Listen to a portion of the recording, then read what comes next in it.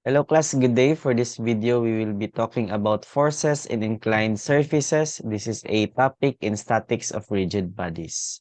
In order for us to solve forces in inclined plane, dapat alam natin yung different forces acting on a body if it is inclined. So first one is force weight, that is always pointing at the center of our earth. So that is always vertical. Next is perpendicular force, that is always perpendicular to our surface, then it is below our object.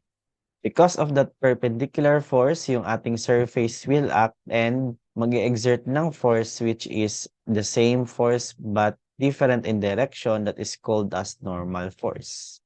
Next one is parallel force, that is a force which is parallel to your surface.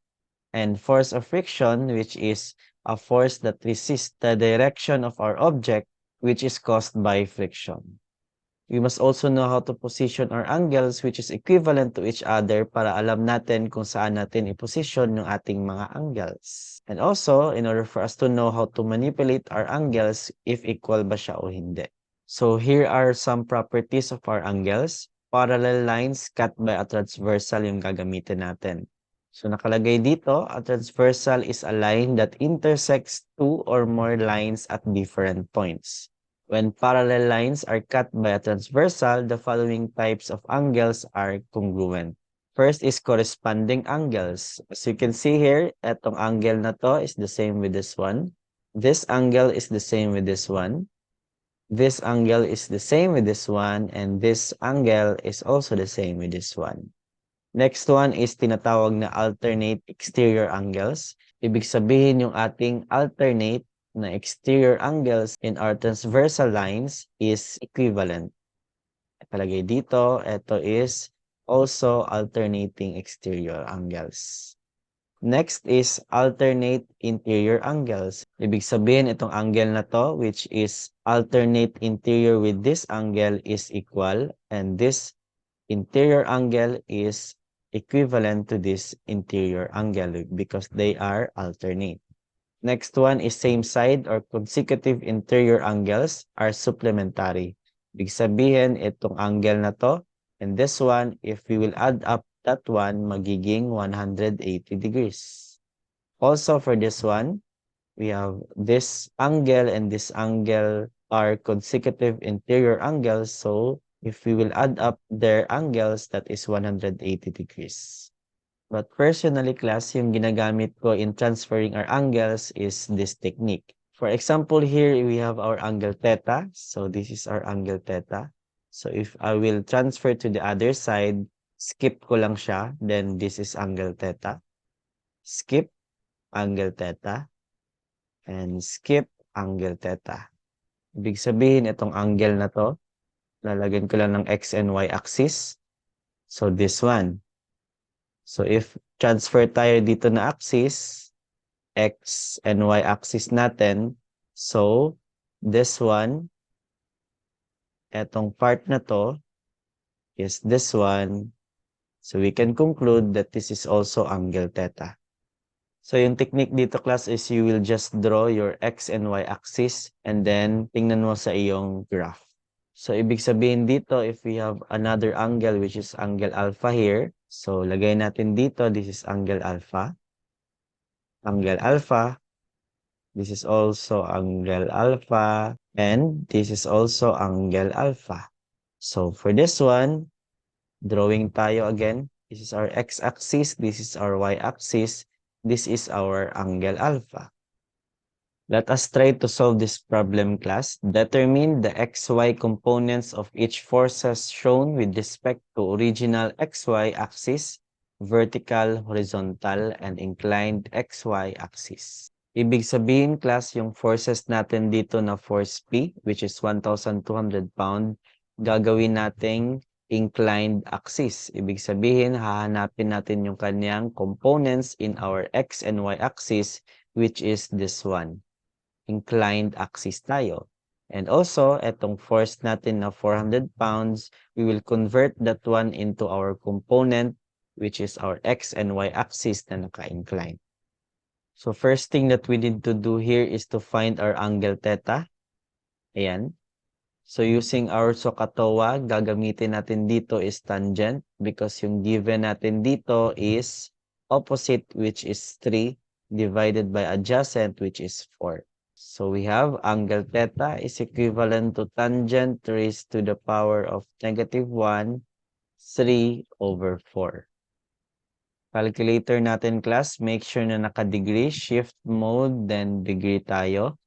Tapos shift tan of 3/4 equals 36.869 degrees or round up natin 36.870 degrees. Sulat natin that is equivalent to 36.870 degrees. So let us use this diagram class. This is our angle theta.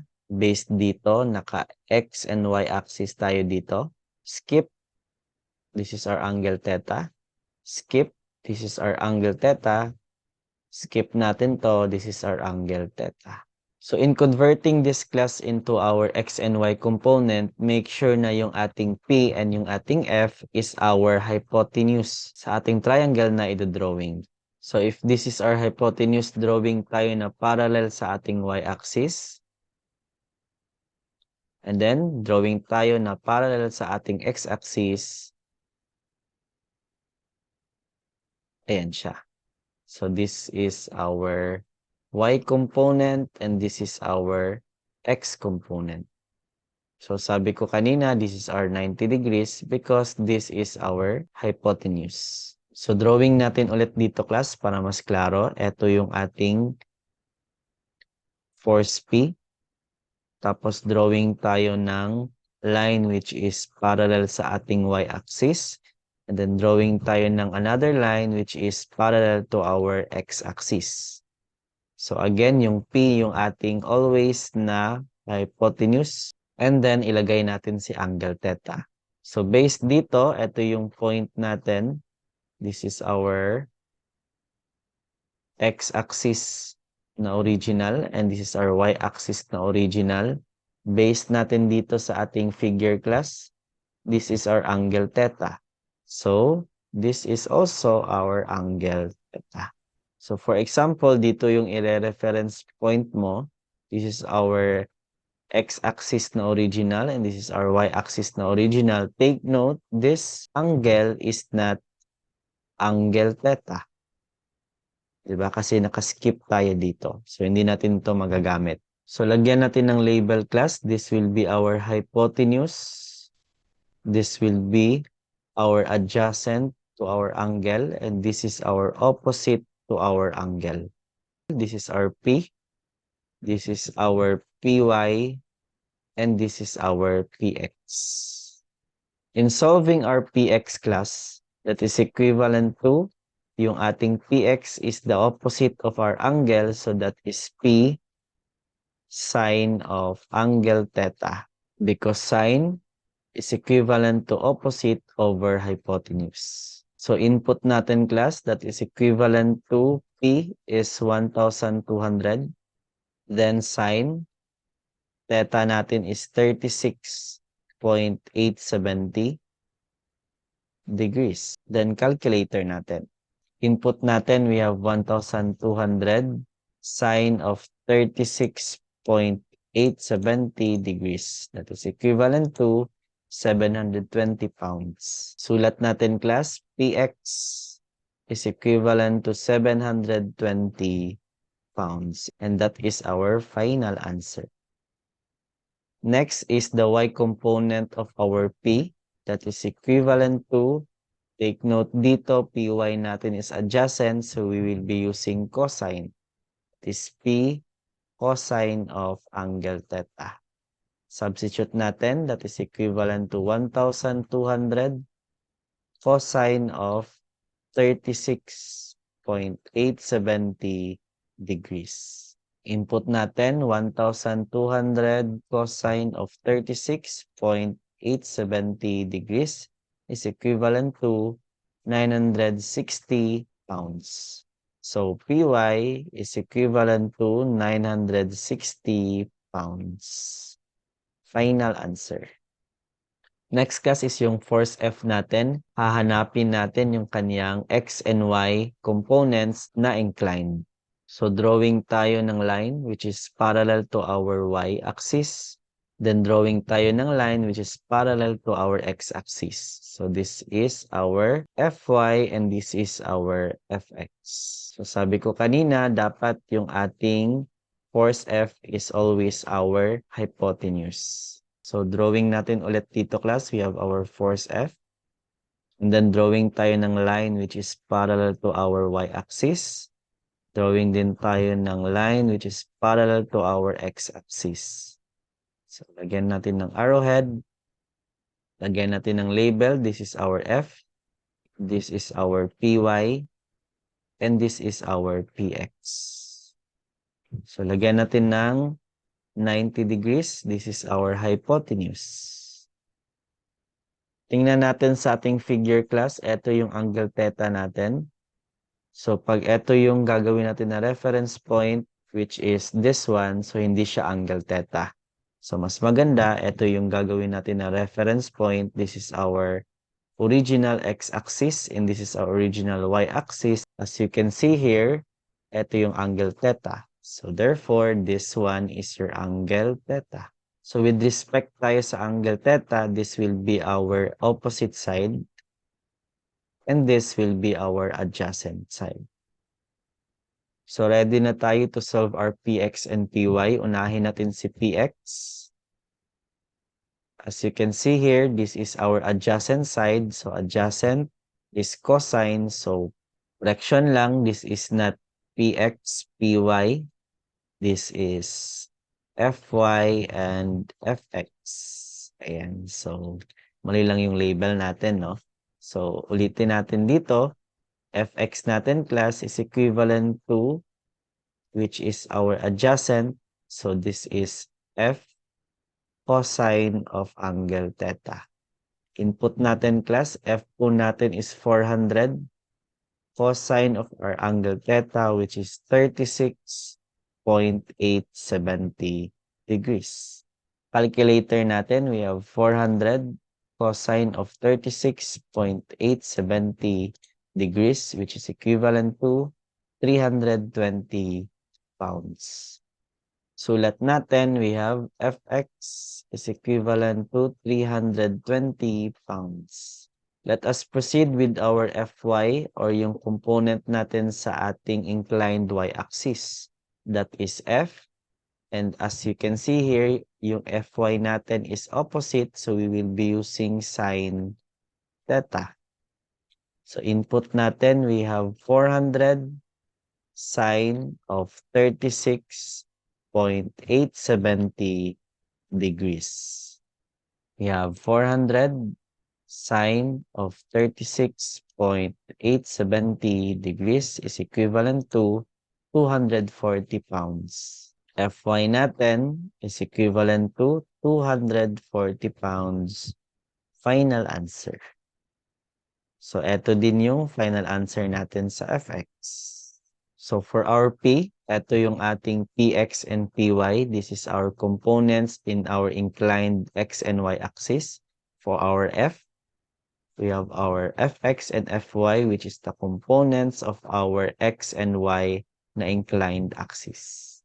Let us proceed sa ating second problem. Determine the XY components of each forces shown with respect to original XY axis, which is the vertical and horizontal, and the inclined XY axis. For this problem, class, medyo matatagalan tayo because as you can see, yung ating forces has different angles. So we must first convert yung ating forces na magka-the-same yung kanyang angle and then convert natin sa ating components which is our X and Y components. So unahin muna natin si force P. Take note that yung force P natin is naka-inclined with respect to our original X and Y axis. So drawing natin, this is our Y axis and this is our X axis. Ito yung force P natin na may run na 3 and rise na 2. So, lagyan natin 3 and 2. Ibig sabihin, we will convert this one into our Px prime And eto, convert natin into py prime. This is our p. So proceed tayo class. First thing that we need to do is to find its hypotenuse. So we have the square root of 3 squared plus 2 squared. Input natin, that is the square root of 3 squared plus 2 squared is equivalent to square root of 13. Sulat natin, square root of 13 yung ating hypotenuse. So we will be using common triangles or ratio in proportion for this one class. Unahin natin si py prime divided by kung ano yung given sa atin dito. So dito, yung given natin is si P, which is 361. So ilagay natin P. Is equivalent to Py prime is yung nakatayo. So we will be using yung 2 kasi nakatayo siya. Divided by our hypotenuse, which is our P, that is square root of 13. So substitute natin class, P po natin is 361. So lipat natin siya sa kabila, Py prime is equivalent to 361 multiplied by 2 over square root of 13. Input natin 361 multiplied by 2 divided by the square root of 13 equals 200.247 pounds. Sulat natin, Py prime is equivalent to 200.247 pounds. Next po is yung ating Px prime divided by our P is equivalent to yung Px prime natin is nakahiga. So we will be using 3 divided by the hypotenuse which is 13 or square root of 13. So, ilagay natin, P is 361. So, lipat natin sa kabila. Px prime is equivalent to 361 multiplied by 3 over square root of 13. Input natin, 361 multiplied by 3 over the square root of 13 equals 300.370. Px prime is equivalent to 300.370 pounds. So, na-convert na natin class yung ating P into our Py prime and Px prime. Gagawin natin yung ating ginawa kanina which is yung Py prime. Kukuha tayo ng kanyang y and x components and yung ating Px prime magkakaroon siya ng kanyang sariling y and x components. Unahin natin si Py prime. Drawing natin siya. This is our Py prime. Tapos drawing tayo ng line which is parallel sa ating inclined y-axis. Ito. Then drawing tayo ng line na parallel sa ating x-axis. So ito. Lagyan natin ng arrowhead. Ito, lagyan natin ng arrowhead. So lagyan natin ng label. This is our Py prime. This is our Py1. And this is our Px1. Ibig sabihin, ito yung ating component of our y-axis na inclined. And this is our component sa x-axis na inclined. So, kunin natin class yung ating angle theta. For this one, we will be using tangent. Theta is equivalent to our opposite, which is 3, divided by our adjacent, which is 4. So, lagay natin theta is equivalent to tangent raised to -1 of 3 over 4. Input natin, we have shift tan 3 divided by 4 is equivalent to 36.870 degrees.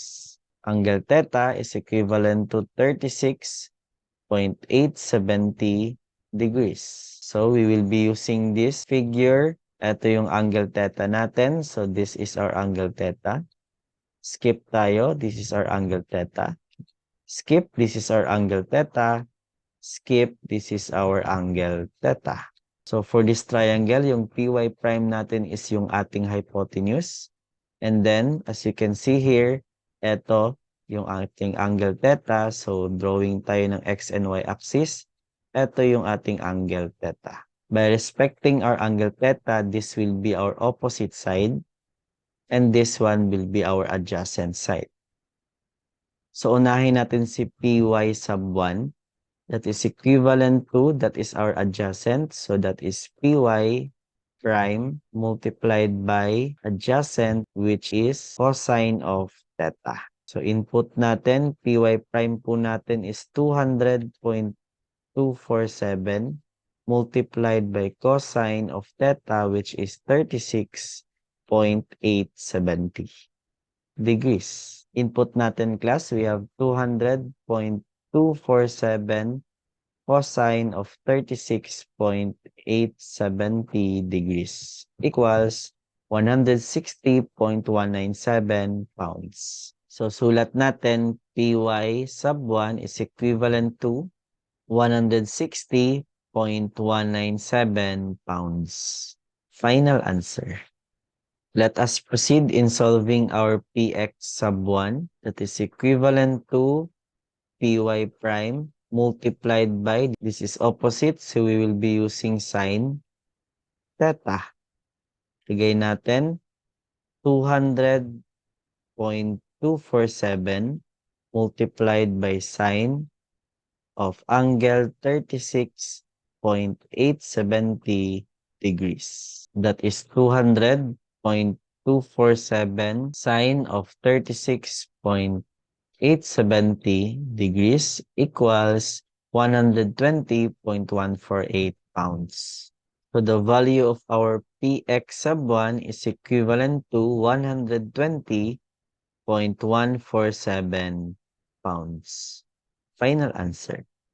Let us proceed class sa ating Px prime. Drawing natin siya ulit. This is our Px prime. So drawing tayo ng line which is parallel to our y-axis. And drawing tayo ng line which is parallel sa ating x-axis. So lagyan natin ng arrowhead. And lagyan natin ng arrowhead. So this is our Px prime. Ito yung ating Px sub 2. And this is our Py sub 2. So take note class that Px prime is our hypotenuse. So this is angle 90 degrees. And tingnan natin sa ating figure. This is angle theta. So this is angle theta, skip, angle theta, skip, angle theta, skip, and angle theta, skip. So by observation, nalagyan natin ng y-axis and x-axis. Ito yung ating angle theta. So ito yung ating angle theta. So by respecting this angle theta, this one will be our opposite side and this will be our adjacent side. Lagay natin ang value ni Px prime that is equivalent to 300.370